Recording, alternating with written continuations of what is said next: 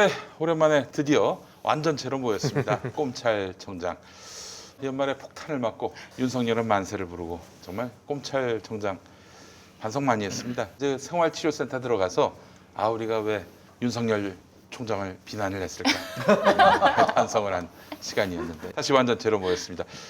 모두 반갑습니다. 어서 오십시오. 예, 그래요. 안녕하세요. 누구보다도 반가운 분은 바로 우리 신유진 변호사님이십니다. 안녕하세요. 너무 아프시다 그래가지고 아이고요. 너무 걱정을 많이 제가 했습니다. 짧게 제가 이 컨텐츠 어떤지 여러분들께 노래로 화답을 하겠습니다. 노래로. 난 괜찮아. 난 괜찮아. 코로나 내게 전부일 거라 생각은 마. 여기까지입니다. 알겠습니다. 네. 자, 그래요. 우리 신유진 변호사님이 건강하시면 대한민국이 건강한 겁니다. 네. 예, 그래요. 어떻게 지내셨어요 그때? 그때요. 그때 이후로. 그때 이후로 뭐랄까 이렇게 음. 일단 뉴스를 끊었어요 잠시. 그때 그러셨구나. 마지막 뉴스가 너무 저도 충격적인 그런 그 거여가지고. 12월 24일 밤에 네. 그 대통령이 결재한 윤석열 징계안 엎어버린 네. 그런 사건. 네. 그래서 뉴스를 끊으니까 예. 뭐랄까 이렇게 뉴스가 정말 없다라고 생각을 해버렸어요. 아무런 소식이 없다. 예. 그러니까 숨통이 좀 트이더라고요. 사실은 너무 답답함이 그때 기간에 내내 터져가지고 야 정말 사실 그때 방송을 했으면 정말 쥐구멍이라도 숨고 싶은 심정으로 네. 표정이 아니었을까 싶을 정도였어요. 예. 답답함을 나누려고 변호사님한테 전화드렸는데 네. 저는 아무것도 몰라요라고.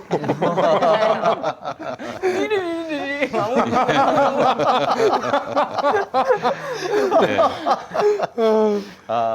그래요. 아니 저는 이게 편찮으시다 그래가지고 전화를 걸었었어요. 그랬더니 전화 걸었을 때 그 무렵에는 이제 좀 회복이 되신 거예요. 그래가지고 그래서 고생 많으셨다고 그러니까 뭐라는 게 아니라 남편이랑 같이 아파서 괜찮다고. 공반. 그래서 너무 당황한 거예요. 그 남편이랑 같이 아파 안 되죠. 그랬더니 얘가 고통은 나눠야 된다고. 내 아내도 그럴까 봐 겁난다고 막 그러시는 거예요. 알겠습니다. 대단하시더라고요. 하여튼 뭐 우리 체력은 국력이고 우리 민주 시민이 쓰러지면 안 됩니다. 그렇습니다. 쓰러져도 뭐 적폐들이 쓰러져야지 어떻게 민주 시민들이 쓰러지겠습니까? 어떻게 세운 나라인데. 예. 그래요. 아니 요즘 판사님들이 왜 그러세요? 집단으로 뭐 많이 좀 화가 나셨나 봐요. 우리 민주 시민들한테 계속 연목 있는 판결들을 내리는데 오늘 우선 최강욱 변호사, 네. 최강욱 열린민주당 대표에 대한 판결을 한번 따져봤으면 좋겠습니다. 이런 거죠. 검사는 전혀 인턴 활동 안 했는데 인턴 활동했다고 가짜 확인서를 써준 것이다. 근데 법원은 인정했어요. 왔던 거 인정했습니다. 인정했지만은 10을 했는데 100을 했다. 이런 이유로 해가지고 최강욱 대표에게 이 판단을 내렸는데 집행유예긴 하지만 정치적 사형 선고. 그렇죠. 예, 의원직 상실형. 네. 이거 어떻게 보셨어요? 일단 최강욱 대표 사건 같은 경우는 음. 저희가 워낙 사건이 유명해서 다들 줄거리는 알고 계실 거라고 생각이 들어요. 음. 확인서에는 어떻게 써 있냐면 2017년 1월에서 10월까지 총 9개월간 매주 2회 총 16시간 변호사 업무를 배우고 영문 번역하는 등 인턴 업무를 수행했다고 기재가 됐어요. 예. 근데 여기에 대해서 법원이 인정한 사실은 뭐냐면 아예 이런 일을 하지 않았다라고 한 게 아니라 2017년 1월에서 10월 사이에 주로 저녁 6시 이후에 휴일에 몇 차례 들러 불상의 업무를 한 것은 또 인정을 했어요. 그렇다면은 그것도 이제 최강욱 대표가 입증을 했겠지. 예, 그래서 입증했으니까요. 이게 예. 아예 아무 일도 안 했는데, 그러니까 조민희 양 사건과 또 비슷한 처지에 처하게 된 것이죠. 그러니까 아무 일도 안 한 완전한 허위의 인턴 확인서가 아니라 일은 하긴 했는데 과장됐다, 시간이 좀 부풀려졌다 이런 측면의 판단인 것 같아요. 그래서 제가 조금 이 판단도 자기적이지 않나라는 생각이 들었던 거는 뭐냐면 어떤 설시가 있냐면 9개월 동안 총 16시간이라고 되어 있잖아요. 그러면 16시간의 의미를 9개월간 총 누적 합계라고 하면 하루 1회 평균 12분 정도의 일을 했다는 것인데 사무실 어느 곳에서든 12분 동안 할 수 있는 일은 많지 않다. 이런 식으로 좀 이렇게까지 해야 되나 싶을 정도로 제가 계속 말씀을 드리는 것은 이제 사회적인 어떤 비난 가능성과 형사 처벌이 되느냐의 여부는 분명히 구별이 되어야 되는데 그 부분에 대해서 좀 법원이 물론 명백하게 뭐 이렇게 이거는 엄격히 봤을 때 허위다라고 할 수는 있을지라도 이게 징역 8개월에 집행유예 2년을 선고할 사안인가 거기에 대해서는 좀 의문이 있습니다. 그리고 저는 아무리 그걸 판사의 그런 주장을 다 인정을 한다고 하더라도 도합 16시간이에요. 네. 16시간 정도 만들어내는 건 되게 쉽거든요. 아니 16시간은 금방 나와요. 조금만 일해도 금방 나와요. 그렇죠. 하루 2시간이면 8일이고 1시간이면 16일이고 네. 하루 뭐 8시간이면 이틀이면 된단 말이에요. 그러니까 어떨 때는 일찍 와서 뭐 좀 더 했을 수도 있고 일이 있어서 한 몇 달 건너뛰기도 했고 그렇게 해서 9개월 정도 왔다 갔다 했었으면 대략 보니까 정확한 시간은 모르겠는데 대략 16시간 정도는 한 것 같아 적어도 라고 해서 써준 거거든요. 대충 보통 그렇게 많이 써져요. 그러니까 필요한 시간이 몇 시간이니? 그럼 16시간이요. 그럼 16시간은 충분히 했지. 예. 그렇게 해서 써주는 거예요. 근데 그거를 가지고 그렇겠죠. 디테일하게 이거를 계산해 보니까 11분밖에 안 되고 이런 식으로 얘기하면요. 그거는 억지를 쓰기 위해서 제가 볼 때 판사님이 딱 보니까 조민 씨나 조건 씨하고 거의 나이가 비슷하던데 아 그래요? 이 양반부터 한번 까봤으면 좋겠어. 아, 그리고 제가 이 재판 처음 들어가서 사실 충격을 먹어서 촌극으로 끝났다라고 그 기사를 썼었거든요. 근데 그 당시에 재판 내용을 조금 살펴보면 첫 재판쯤에 검찰이 변호인한테 물어봐요. 인턴 확인서에 2017년 10월 11일부터 10개월 동안 16시간을 했다고 하는데 그러면 정말 10개월 동안 16시간만 한 게 맞냐라고 물어봐요. 근데 이게 제가 볼 때는 검찰이 공소 사실 자체를 헷갈렸어요. 2018년 거랑 17년에 공소 사실을 헷갈려서 2018년에는 주 2회씩 해서 16시간 그래서 368시간을 했다고 써 있어요. 맞아요. 근데 그 앞에 있는 공소사실이랑 뒤에 있는 공소사실을 특정을 못해서 일단 두 개를 다 갖고 나왔는데 거기서 사실 재판부가 제동을 걸었어야 됐어요. 검사님 공소사실 특정이 안 됐습니다라던가 지금 잘못된 사실을 갖고 재판을 할 수 없으니 좀 정리해달라고 해야 되는데 그 잘못 제기된 공소사실을 가지고 판단을 한 겁니다. 아 지금 판사가. 네. 네. 그러니까 좀 참. 그러니까 2018년 거는 사실 공소 제기도 안 됐어요. 2017년 것만 가지고 해야 되거든요. 근데 그거 가지고 이제 이게 보니까 이 양반도 재판을 하다가 2018년하고 2017년 두 개가 헷갈린 거야. 애초에 2018년 거는 공소 제기가 안 된 거니까 빼놓고 했었어야 되는데 재판 진행하는 과정 계속 혼동이 됐어요.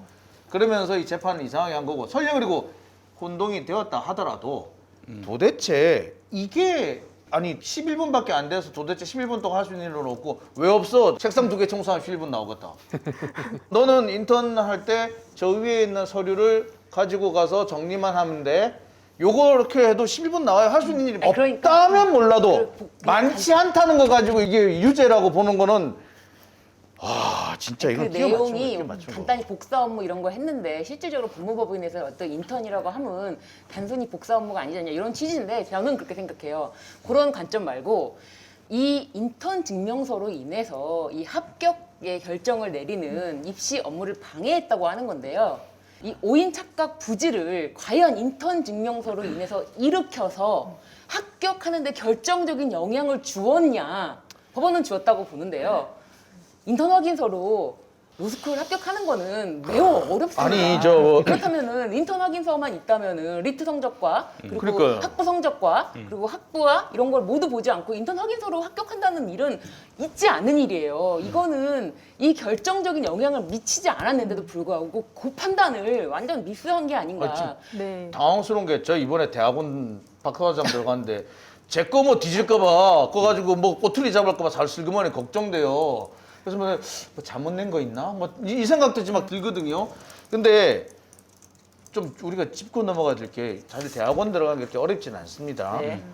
근데 연세대 같은 데나 뭐 고려대 같은 데가 뭐 줄만 서면 들어갈 수 있는 그런 학교는 또 아니에요. 네.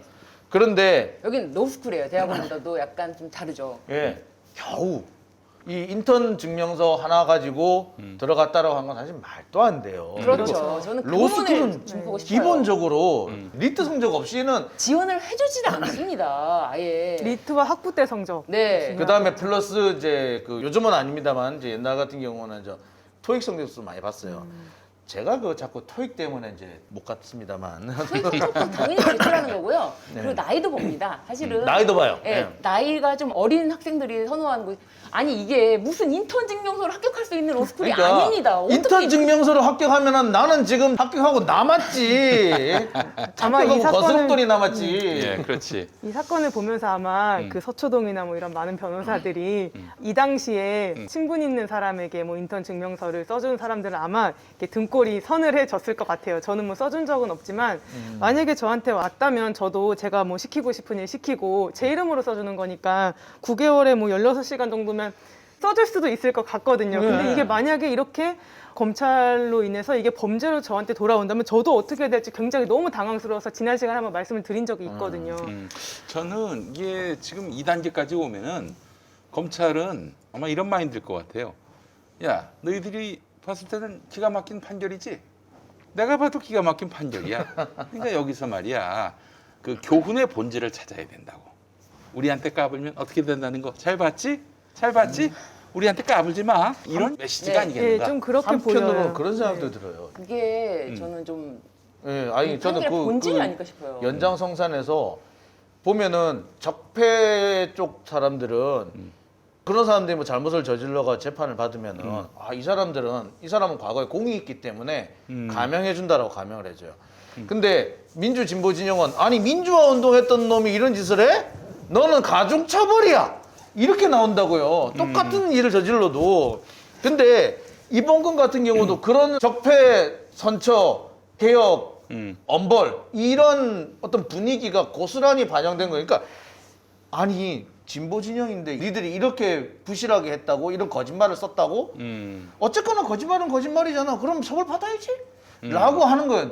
관행이 어쨌든 간에 니들이 그러면 안 되지 뭐 이런 분위기 있잖아요.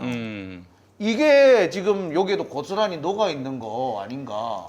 그 최강 대표 같은 경우는 그동안 이제 검찰 개혁에 앞장섰던 그런 분인데 지금 보니까 기소가 총 3개가 되었더라고요. 네. 그러니까 지금 이 어저께도 인턴 기소가 확인서 됐죠. 네, 어제도 허위 하나 발급된 됐고. 거랑 공직선거법 위반으로 했고 그다음에 어저께 명예훼손죄까지 이제 기소가 됐는데 이런 것들을 보면 이제 검찰이 작정하고 최강욱 대표 의원직을 상실시키겠다는 그런 강력한 그런 의사 표현으로 보이거든요. 근데 지난 시간에도 말씀을 한번 드렸는데 검찰은 스스로 수사를 개시해서 기소하는 적극적인 권력이기 때문에 사회에 미치는 영향력이 매우 크고 검찰권이 특정 정치 이념이나 정치 집단의 영향력에 따라서 편파적으로 행사된다면 그 폐해가 더욱 심각하거든요.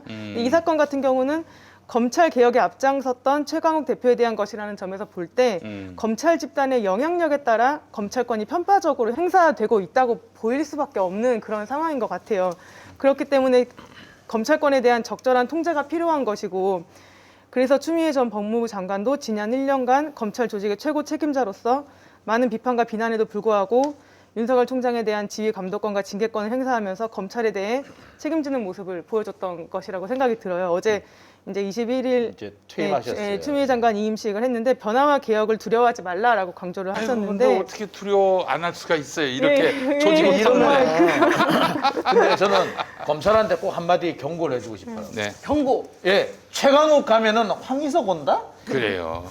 큰일 날 내가 근데 이 우리- 사람들 아직 안 당해봐서 몰라. 황희석 그분이 더 무섭더라. 만만치 않은 양반이에요, 그 양반. 예. 우리 프로그램을 살리는 이 함께하는 네. 광고. 예. 광고를 그러게 광고를 광고를 안 했는데. 아, 그래요. 참 많은 분들이 참 힘든 시기입니다. 이럴 때 우리가 일어서야죠. 예. 시민이 일어서야 됩니다. 네. 자, 코코메디 광고부터 하도록 하겠습니다. 예. 아, 이걸 들고 있어서 좀 어떨지 모르겠지만 그렇다고 뭐 이걸 들 수는 없는 거 아니에요. 네. 그 핵심은 요거니까. 네. 예.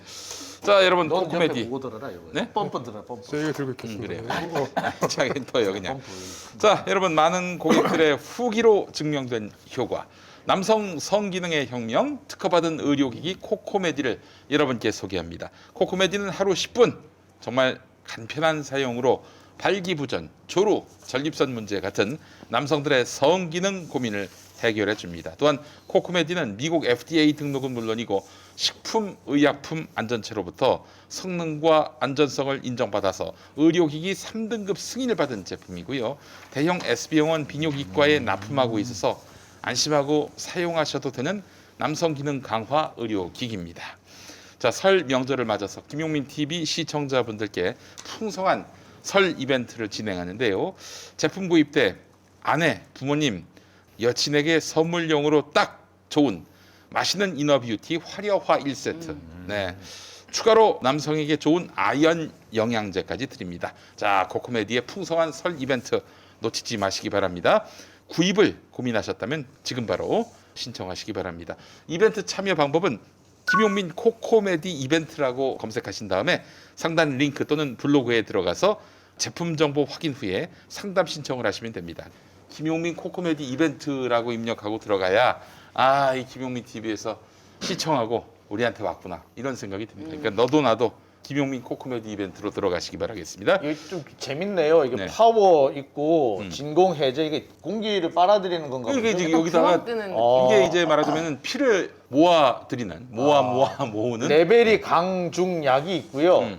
타임, 파워, 진공 해제까지는 알겠고 레벨도 강중약도 알겠는데 웨이브는 뭐야? 그래가지고 되게 재밌겠다 이거. 네, 웨이브 여러분의 상상에 맡기겠습니다.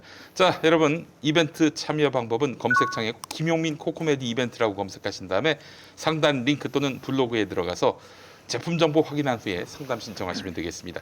또는 본사 대표번호 080-255-0000 번호 바꿨네.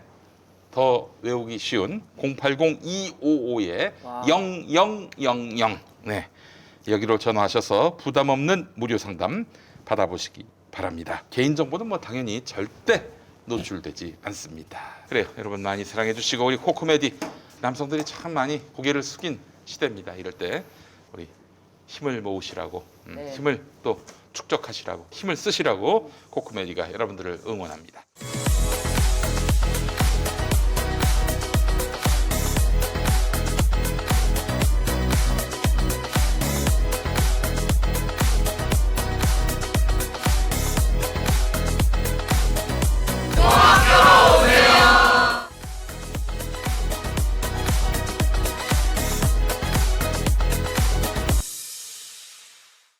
공수처 차장으로 추천된 여운국 변호사. 아이고. 사실 공수처의 그 실무를 다 담당하시는 분이 이제 공수처 차장 아닙니까? 아니 근데 또 이분이 우병우 변호사도 하셨더만 보니까. 네. 이거 보면은 적어도 헐. 어느 편인지는 좀 가늠이 될 것 같습니다. 그래도 되는 겁니까? 어, 이거 쓰는 걸 깜빡했습니다, 제가. 예. 네. 사실 이름이 공개되자마자부터 계속 지금 갑론을박이 음. 오가고 있어요. 심지어 동인이라는 이제 이분이 몸담고 있는 법무법인 같은 경우에는 최근에 윤석열 검찰총장을 변호했던 이완규 변호사가 있는 곳이에요.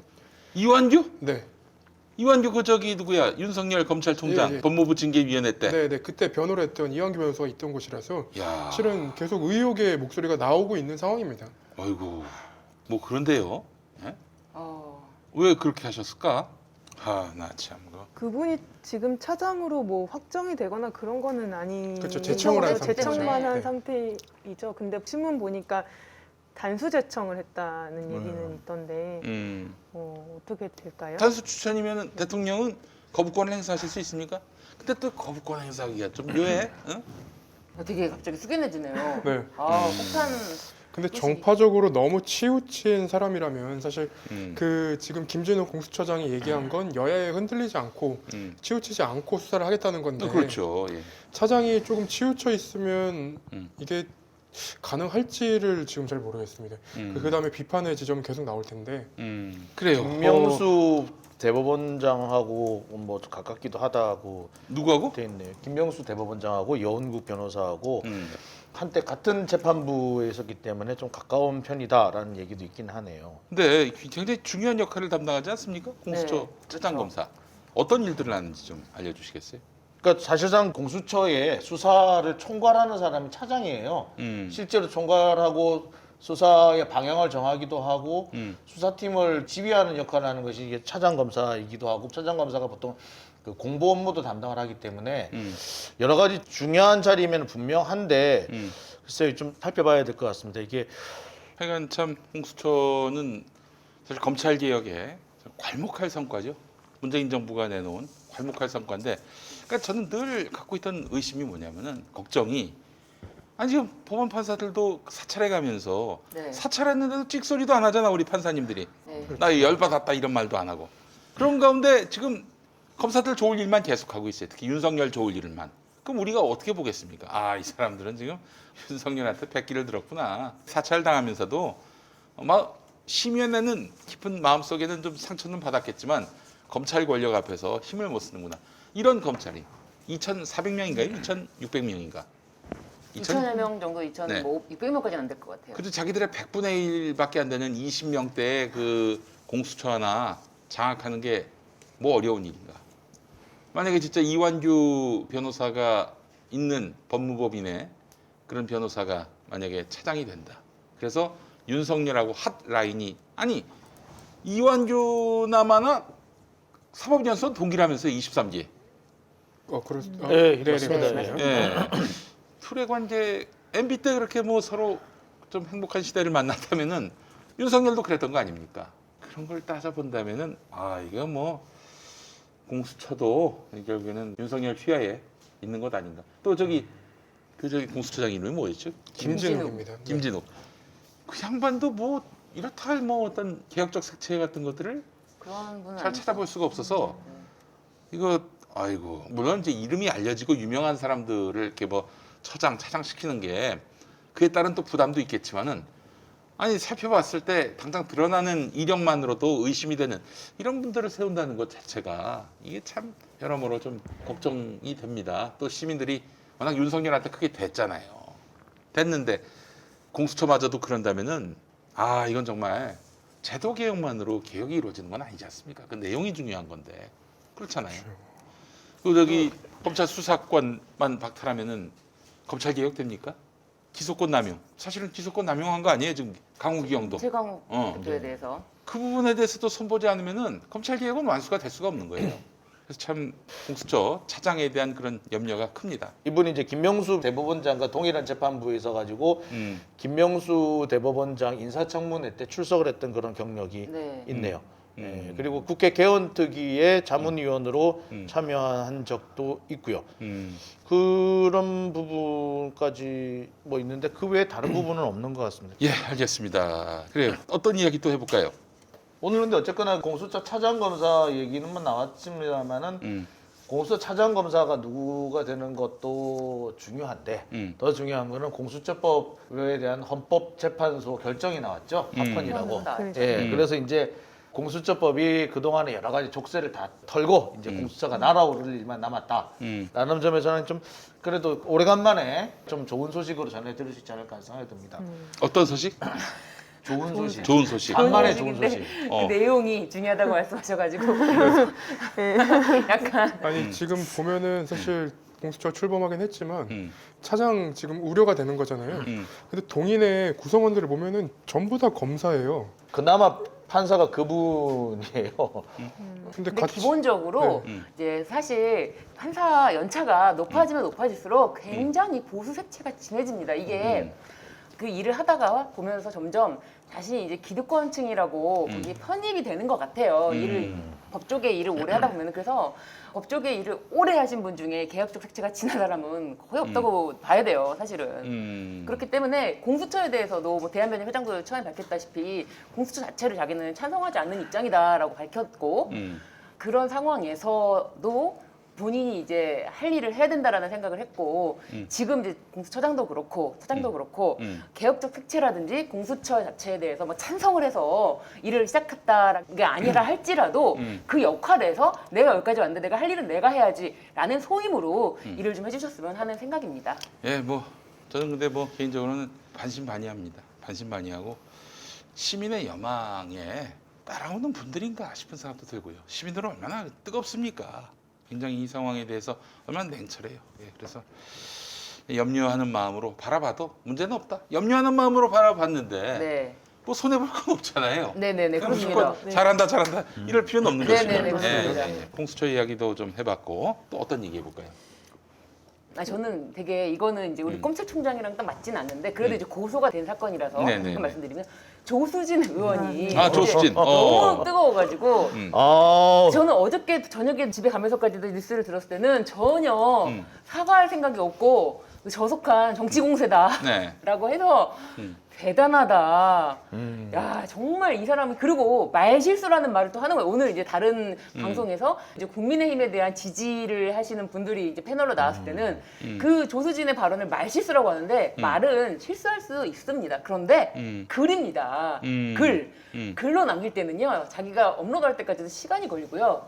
삭제할 수도 있고요. 여러 얼마든지 바꿀 수도 있고요. 그럼요. 그런데도 그거를 버젓이 아주 의도적인 단어를 사용했는데 네. 이걸 어떻게 실수라고 하는지 이해가 안 갑니다. 근데 한편으로는 이 사람이 또 뭐라냐 비유적 표현이란 말을 썼거든요. 네. 근데 저는 이게 사실 자백이라고 봐요. 네. 왜냐하면 비유적 표현이란 말이 뭐냐면 모욕죄는 비유적 표현이에요. 그러니까 사실을 적시한 게 아니거든요. 그렇죠. 사실을 적시 또는 허위를 적시했다 어떤 사실관계를 적시를 하는 거면 이게 명예훼손이 되는데 모욕은 그냥 욕이란 말이에요. 욕. 그렇죠. 한마디 욕이기 때문에 비유적 표현일 수밖에 없어요. 경멸적인데 비유적 네. 표현이에요. 그러니까 비유적 표현이란 말 자체가 이미 저 모욕한 거 맞아요. 네. 그리고 후궁이라는 말이 상당히 모욕적이고 경멸적인 표현인 건 조선시대 후궁이 분명하다고요. 왕자를 낳아도라고 했습니다. 왕자를 낳아도. 그러니까 그걸 고민정 의원이 후궁이 왕자를 낳은 역할이라는 건데 그래서 논란이 이제 커지자 이제 오늘에서야 부랴부랴 사과를 했는데 이미 고소를 했고 네. 이 부분에 대해서는 뭐 민주당에서도 강하게 주장을 하고 있고 하니까 어떻게 보면은 어떻게 그렇게 일평생을 글로 먹고 사는 기자가 그렇게 글로 대차게 조수진은 또 자기가 국회의원 되면은 막말 하지 않겠다. 어떻게 국회 들어가면 막 이렇게 글을 막말을 썼는데 하는지. 막글을 막말을 안 하지 막글이지요. 않겠다.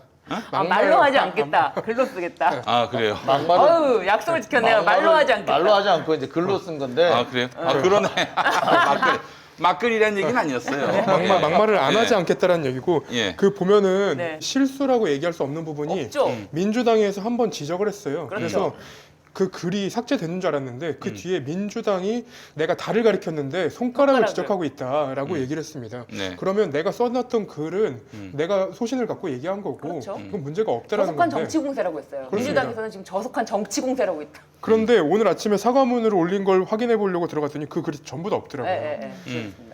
그러니까 문제가 있다는 건 자기도 인식을 했던 거죠. 아니, 아니, 이제서야 뒤늦게서야 네. 인식을 뭘 했다기보다 알지 못했어요. 비난이 쏟아지니까 아이 뭐야 아이고 알았어 지울게 이렇게 된 거야 그런 거예요. 이거는 자기 이거는 절대 그 반성이 사람이 아니에요. 그 진짜 아니에요 그건 아니고 없어요. 잘못 없어. 반성이라는 그리고- 것도 없고 생각이라는 것도 없고. 그래서 어제는 특히 조수진 데이였던 게 뭐냐면 선고 공판이 있었습니다. 그 네. 선거법 위반 관련해서 재산을 누락했다. 그 네. 관련한 의혹에 대한 재판이었는데 그 재판이 끝나고 나오는 길에 기자들이 그걸 물어봤어요. 후궁 어떻게 쓰게 됐냐.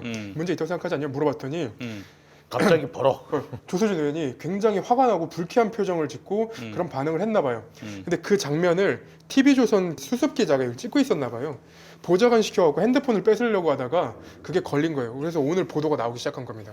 어제는 이게 묻힐 줄 알았나 봐요. 그래서 기자들한테 제가 결례를 범했습니다라는 문자를 보냈는데 결국은 기사가 나왔습니다. 그러니까 제가 볼 때는 이분이 전혀 사과할 의사가 없었어요. 그리고 이렇게까지 일파만파 커질 거라고도 생각 안 했고 저도 사실 조수진 의원의 그 발언이 문제가 커질 거라 생각 안 했어요. 왜냐하면 지금까지 여러 건이 있었어요. 보면은 주호영 의원 건도 그렇고 분명히 커지고 문제가 될 건인데 그냥 슬그머니 넘어가 버리더라고요.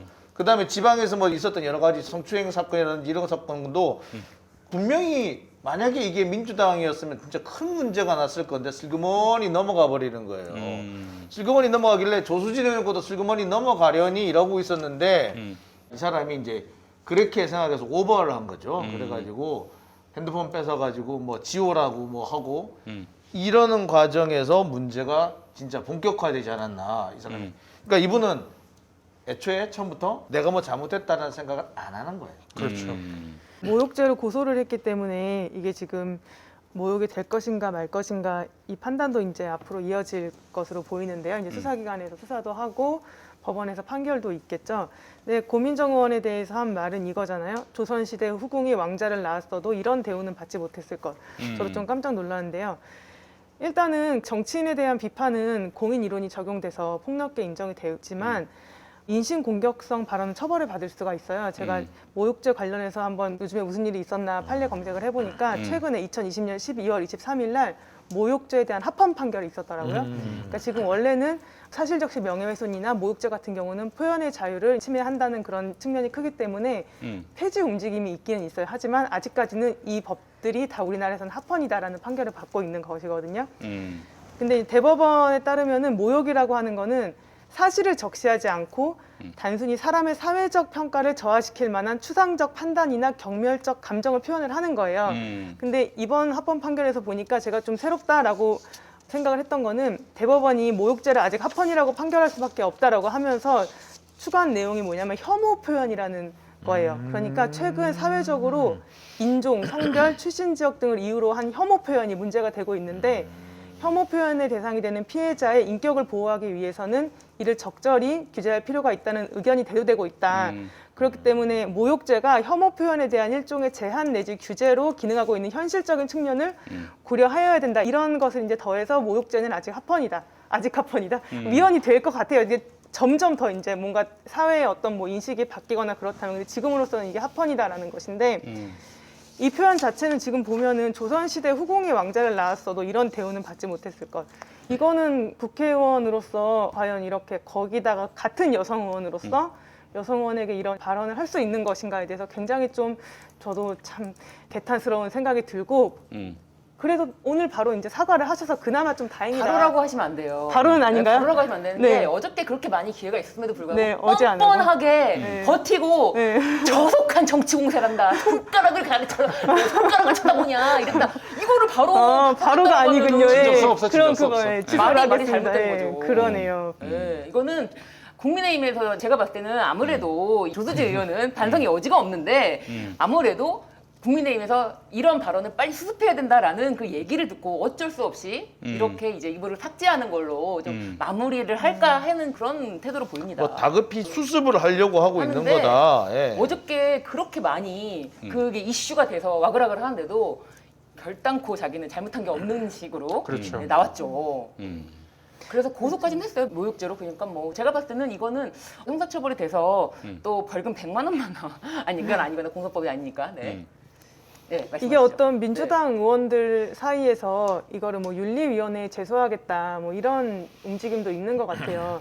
뭐 간과해서는 안 되는 거라고 생각해요. 뭐 바로 제가 사과했다는 말은 제가 잘 알지 못해서 이제 네. 그렇게 했던 건데 이 사태를 수습하기 위해서 이제 설령 사과를 했다고 하더라도 이런 발언이 있었다는 것 자체는 가볍게 넘어가서는 안 되는 사안이라고 생각이 들고 여기에 마땅한 어떤 책임을 져야 하지 않나.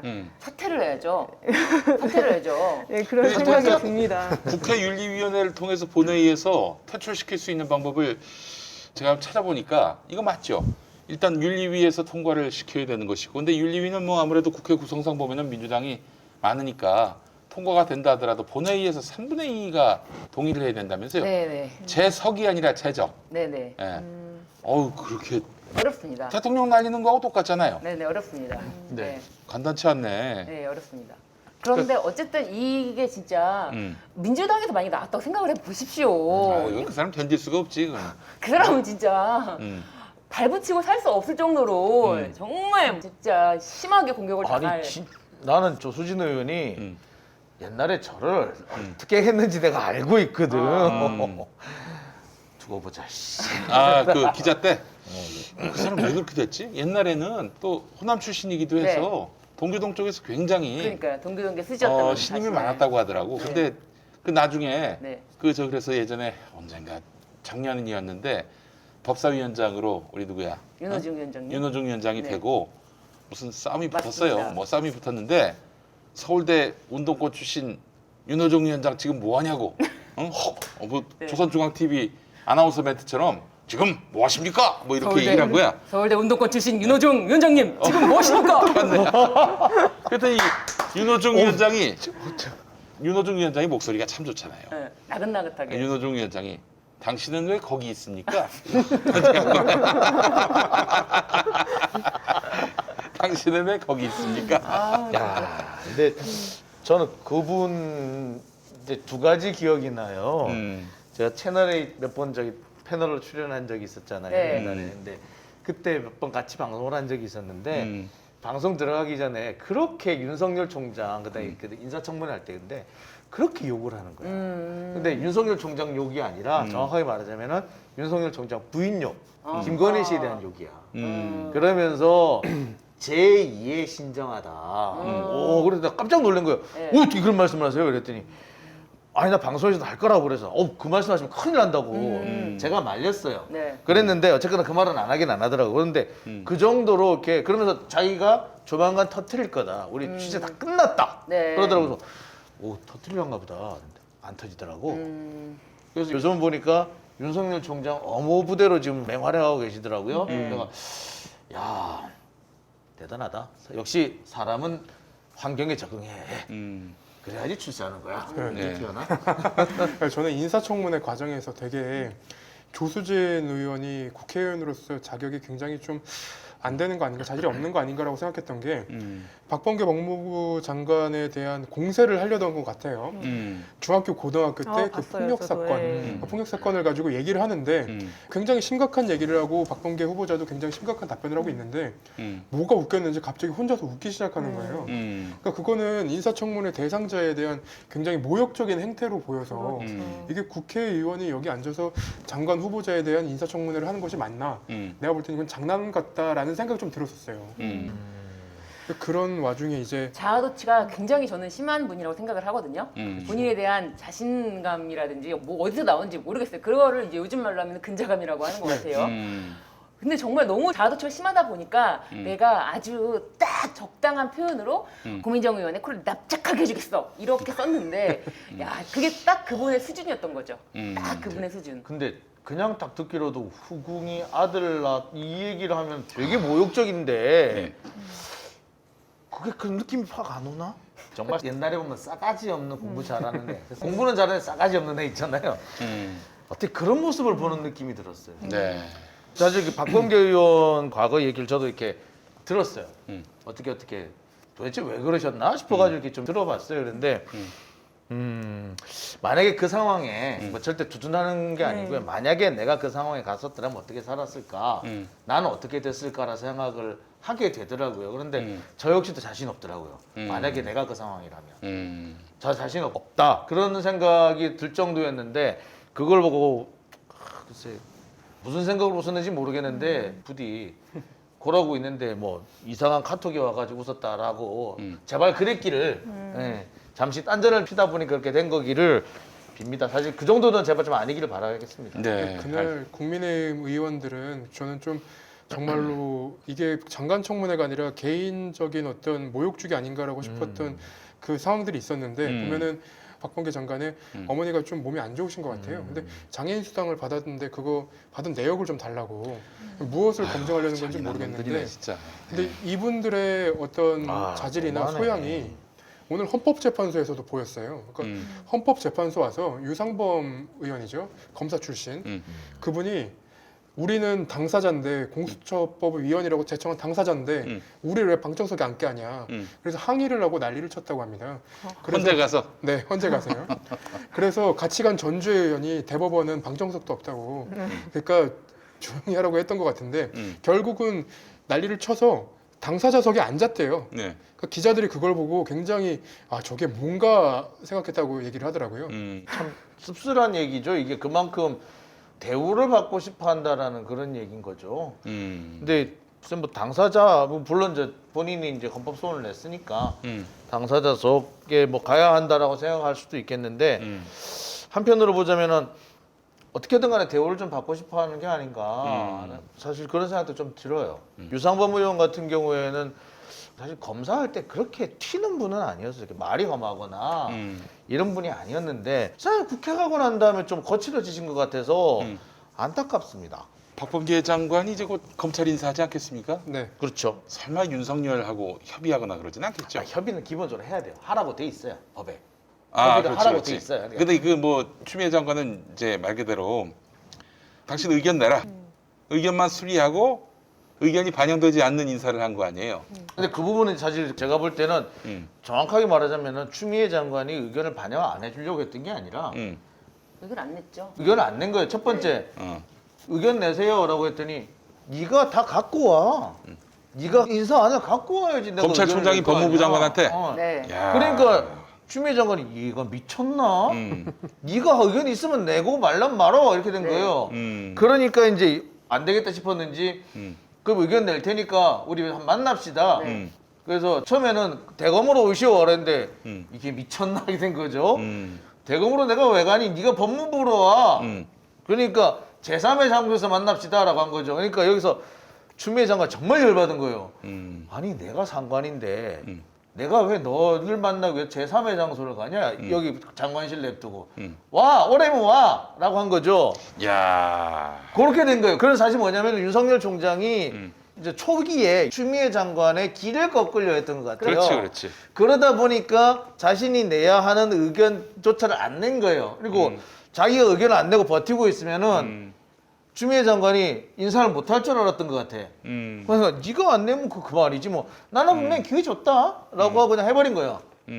그래서 이게 안 된 거거든요. 그러니까 사실 그 협의를 하게끔 돼 있어요. 그래서 협의하는 게 맞아요. 그런데 이번에도 아마 비슷한 상황이 날 수도 있습니다. 윤석열 총장 입장에서 법무부에 들어가기가 머시기해요. 그리고 윤석열 총장은 이제 우리가 그동안에 여러 차례 인사를 통해서 봤지만 인사는 마음대로 해라. 어차피 검찰은 다 내 손 아래 있다. 그리고 내 손으로 움직일 수 없는 지검장, 특히 이제 지금 서울중앙지검장이라고 볼 수도 있죠.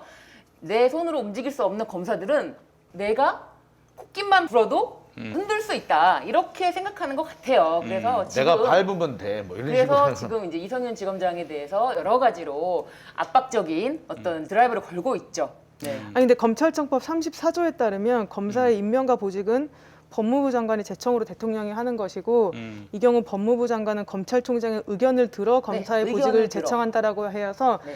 의견을 듣는 거지 의견을 따라야 된다 이런 내용은 네, 네. 아니어서 의견을 네, 듣기만 의견을 돼 있어요. 들으면 네, 되는 정확하게는 것이죠. 협의도 아니고 의견을 의견을 듣게 돼 있죠. 네. 그러니까 오늘 박범계 장관이 그런 얘기했습니다. 기준이 정해진 뒤에 윤석열 총장을 만나겠다라고 얘기를 했거든요. 이거 네. 잘 읽어보면 여태까지 추미애 장관이 해왔던 어떤 일련의 기준을 세운 검찰 인사와 마찬가지로 내가 기준을 세워놓고 윤석열 총장의 의견을 들을 뿐이지 윤석열 총장의 의견을 꼭 반영하겠다 이런 말은 아니었던 그게 걸로 맞죠. 읽히거든요. 네네. 그래서 그 추미애 장관님께서 이제 마지막으로 경향신문하고 이제 길게 인터뷰를 하신 게 있는데 그 박지원 기자 경향신문에. 근데 그 인터뷰 기자의 태도는 정말 너무너무 황당할 정도로 기분 나쁘고 불쾌했지만 어쨌든 추미애 장관은 그 와중에서도 모든 질문에 성실하게 답변을 해주셨어요. 그래서 검찰 인사가 마치 추미애 장관이 마음대로 했다 뭐 이런 게 아니라 추 장관 라인으로 한 거 아니냐 막 이런 질문을 했어요. 아니, 뭐추 장관이 그 이야기는 다 들으려고 했네요. 네. 정말 진심으로 들으려고 했는데 이게 싸가지 없이 나왔다는 거 아니에요? 엄청나게 윤석열. 경향신문의 박지원 기자가 예. 엄청난 싸가지로 질문을 했고 그 기사도 문체에도 느껴지잖아요. 자기가 되게 날카로운 질문을 해서 마치 추미애 장관이 대답을 못한 것처럼 막 추미애 장관의 괄호 열고요. 예, 아니요 가로 열고도 아니에요. 코테이션 마크 점점점점점 코테이션 마크. 추미애 장관이 차마 말을 못했다라는 어떤 그런 거를 이제 글로 보여주는데 정말 태도가 너무 황당할 정도로 무례했는데도 불구하고 다 조곤조곤 대답을 해줬어요. 추라인 이렇게 계속하길래 추미애 장관님께서 추라인이라는 게 어디 있냐. 그러니까 이성균 지검장은 추라인 아닙니까? 그 사람과는 일주일 정도밖에 안 있었고 그리고 검찰 조직은 사실 영원하고 장관은 정무직인데 잠시 왔다 가는데 어떻게 라인을 만들 수가 있느냐. 그 말이 안 되지 않느냐. 저는 그 인터뷰 내용 보면서 추미애 장관이 굉장히 뼈 있는 말을 한마디 했어요. 법무부 장관이 되고 1년 동안 한 일을 뒤돌아보면 대검찰청발 기자 오보에 대해서 오보 대응하느라 1년이 다 갔다. 네. 이런 얘기를 하셨어요. 그 말은 그러니까 법무부를 공격하는 일련의 기사들에 대해서 사실 법무부에 확인을 안 했다라는 말로도 저는 읽혔거든요. 그러니까 그 부분에 대해서는 이제 경향신문 기자도 뜨끔하지 않았을까.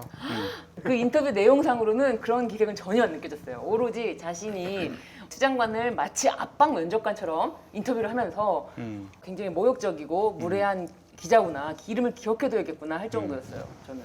근데 그게 지면이랑 인터넷판이랑 완전 다르게 생겼습니다. 그런가요? 네, 지면을 보면은 제목부터 달라요. 제가 제목이 기억이 안 나는데 지면 기사는 또 엄청 괜찮습니다. 근데 인터넷 기사가 훨씬 더 맞아요. 어마어마한 지금은 분량 제한이 없으니까 그거는. 분량이 어마어마해요. 제가 한 8장인가 출력했는데 9장인가 나왔어요. 음. 근데 진짜 빼곡한 글씨로 음. 그 분량이 어마어마했는데 이게 두고두고 해제될 거는 또 그 기사일 수도 있으니까 그래서 음. 그 사람의 이름을 기억해둬야 되겠다라는 생각까지 들 정도였습니다. 네, 알겠습니다. 일단 뭐 시작하시니까 박범계 장관에 대해서 우리가 기대하는 마음, 응원하는 마음으로 가지만은 이 양반이 또 어떤 윤석열과의 관계를 원만하게 해서 그냥 쉬엄쉬엄 좋게 가려한다면은 감당 못할 겁니다. 그렇습니다. 예, 설마 그렇게 가실까 하는 생각이 듭니다. 저는 딱 한 가지 걸리는 거는 있었어요. 네네네. 그 박범계 후보자 청문회 때 음. 지금 이제 공수처가 이제 오늘 합헌 결정도 받았고 곧 네. 출범을 이제 수개월 내에 하게 될 텐데 네. 김학의 출금 사건 같은 경우는 공수처로 이제 이첩되어야 되는 사건이 맞는데 네. 채널A 사건 같은 경우는 또 공수처로 이첩되어야 되는 사건인지 여부에 대해서 좀 대답하기가 어렵다 이런 근데 말씀을 우리 하셔서 김태형 기자님은 견해가 다르잖아요. 공수처로 갈 수 있는 사안이라고 보시는 거 아니에요? 지금 김학의 출국 금지 사건이죠. 출국금지 사건은 이제 공수처로 갈 수 있는 거고 말고. 이제 채널A 사건 채널A 같은 사건. 경우는 검언 그렇죠. 유착. 한동훈 검사장이 한동훈 지금 검사장. 휴대전화가 포렌식이 안 됐을 뿐이지 휴대전화가 포렌식이 되는 순간부터는 아마 이것저것 증거들이 굉장히 많이 나올 거라고 저희는 예상을 하고 있거든요.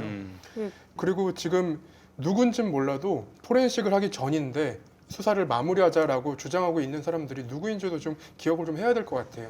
부장검사, 전부 다, 변필검 전부 다 부장검사부터 만장일치로. 시작해가지고 예, 그 사람들인데 결백한 한동훈을 금방 괴롭혀라. 그러니까 그 2차장 검사는 현재 보도되기로는 2차장 검사도 무슨 무혐의에 동의한 것처럼 되어 있는데 아니에요. 그 사람은 일단 그래도 포렌식은 해야지 뭐 이런 생각이더라고요. 그러니까 뭐 한동훈이 크게 뭐 잘못은 했겠냐만 그래도 포렌식은 하고 끝내야지 뭐 이런 분위기고요.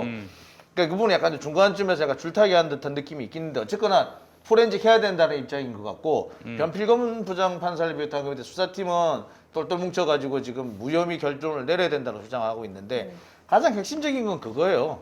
포렌식을 안 했어요.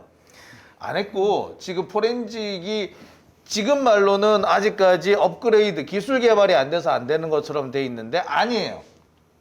기술 개발은 끝났고 홍콩까지 들어왔어요. 지금 남중국해를 못 지나오고 있는 겁니다. 지금. 못 지나오는 게 아니라 의지가 없는 거죠. 안 건너오는 불을 의지가 거죠. 없는 거. 진짜 못 오는 줄 알고 아실까봐 의지가 없는 그러니까 아마 거죠, 이거를 저희들이 찾아낼 거라고 생각은 못 했겠죠. 그러니까 검찰에서 하는 말은 필요가 없대요. 지금 그러니까 모든 사실- 증거에 의해서 별백이 확실하다. 그러니까 그런 식으로 그러니까 특히 이제 황당합니다. 그 사람들은 저희가 그 이스라엘 일러스트사가 업그레이드 판을 가졌는지 안 가졌는지 업그레이드 판이 나왔는지 안 나왔는지 확인해서 취재할 수 없을 거라고 생각했었는지도 모르겠어요. 왜냐하면은 이게 일러스트사가 국내에 대리점이 없어요. 그리고 아시아권에서 가장 가까이 있는 데가 홍콩에 있다는 거예요. 일본에도 없다는 거예요. 예. 그래서 홍콩에 있는 사람이 있으니까 우리가 홍콩을 가서 그 사람을 알아볼 수 있는 것도 아니고 그랬지만 저희가 방법이 있긴 있더라고요. 그러니까 사실 이래서 이제 기자가 아무데나 마구 취재를 많이 해봐서 경험이 많이 쌓여야 되는데 옛날에 우리나라에 디스커버리 제도라는 게 아직 안 들어왔다는 게 민사소송에서 네. 그 상대방이 그 가지고 있는 자료를 이렇게 찾아볼 수 있는 게 일종의 민사소송에서의 압수수색 제도가 이제 예. 디스커버리 제도잖아요. 그 얘기가 막 나오기 시작할 때 그 업체가 저랑 인터뷰를 한 적이 있어요. 네. 그 업체랑 막 얘기를 하다가 그런데 10년 만에 그 업체가 갑자기 생각이 나는 거예요. 그래가지고 그 업체한테 전화를 했어요. 진짜 뒷이야기는 말고 팩트를 좀 전달해 주세요. 그래서 팩트. 그분한테 짜잔. 여쭤봤어요. 없대요? 안 된대요? 그러니까 되는 걸로 아는데요? 그러더라고요. 그래서 저부터 좀 확인해 주실 수 없을까요? 그러니까 제가 메일 그 사람이 홍콩에 있는데 메일 보내겠다. 그래서 메일을 보냈다는 거예요. 답이 왔어요. 지원해 드릴 수 있습니다라고. 심지어 만약에 지원하는데 그 자체가 처음부터 못하면은 방문해서 그 방문해서 부분을, 지원해 줄 수도 있다. 지원해 줄 수 있다. 현장 지원도 가능하다. 현장 지원. 지금 근데 검찰 말대로라면 사실은 아이폰 11을 갖고 있는 지금 어떤 금융범죄자나 뭐 형사 사건의 범죄자들의 그 수사는 아이폰 11의 포렌식 기술이 없기 때문에 수사를 못 하고 있다는 얘기 아니에요. 한동훈 검사장뿐만 아니라 그러면 그에 대해서도 이제 보완을 해야 되는데 그 박범계 장관처럼 청문회 당시에 박범계 장관이 이런 얘기를 합니다. 검찰에 알아봤더니 지금 업데이트가 된 걸로 알고 있다. 그러면 이제 저희가 가질 수 있는 의혹은 두 가지 중에 하나죠. 하나는 기술이 없는데 지금 없어서 못하고 있다. 하나는 기술이 있는데 안 열고 있다. 둘 중에 하나인데 검찰청에서는 아무런 반응이 없습니다. 필요가 없다고 이제 자신들이 그 한동훈의 결백을 주장하는 그 서류를 이성윤 지검장이 제출했음에도 불구하고 뭉개고 있다라는 그 조선일보가 그러니까. 기사를 보면은 그것이 반드시 필수 불가결한 것이 아니고 다른 증거에 의해서 이미 결백 입증이 되었는데 왜 그걸 포렌식해야 되냐 이러는 거예요. 아니 당시에 주고받은 게 뭐 황당합니다. 몇천 번 정말 그 당시에 윤 총장과 한동훈 검사 사이에서도 정말 뭐 수십 번 수백 번씩 연락이 왔다 갔다 했다는 것이 증거로 나왔는데 그 내용은 확인하지 않고 어떤 것을 근거로 결백하다는 것인지 저는 그것은 그 조금 이동재가 그랬잖아요. 자기 혼자 다 그 해내는 말만 얘기다. 가지고는 그렇죠. 예, 그렇게 근데 하는 저- 건 좀 신빙성이 저희가 황당하죠. 이 방송에서 초반부터 검언책 사건은 초반부터 저희가 팔로우를 했지만 이동재 기자가 회사에서 한 자체 진상조사 보고서를 보면은 한동훈이라고 얘기를 해요. 그러니까요. 그리고 그러니까. 나서 말이 조금씩 바뀐 건데 네. 그게 첫 번째 얘기한 게 그러니까 가장 가까운 시일에 얘기한 게 정상적으로 잘 기억하고 있는 내용이지 시간이 한참 지난 다음에 얘기하는 거는 기억의 문제가 아니라 그건 의도적으로 꾸며내는 얘기죠. 그쵸. 기억이 안 나서 자기 혼자 했다라고 하는 게 아니고 일부러 꾸며내는 얘기인 거죠. 이게 법원 판단에도 네. 보면요, 판례도 보면은 네.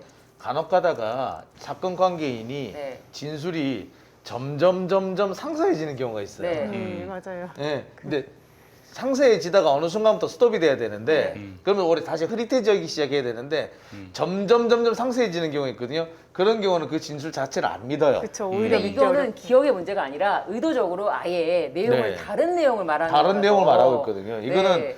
사실 그 당시 사건 직후도 아니지만 가장 먼저 했던 그 진술을 가장 신빙성 있다고 봐야 돼요. 그래서 그와 부합하는 진술은 그렇죠. 받아들일 수 있는데 그와 부합되지 않는 진술은 배척되는 게 맞거든요.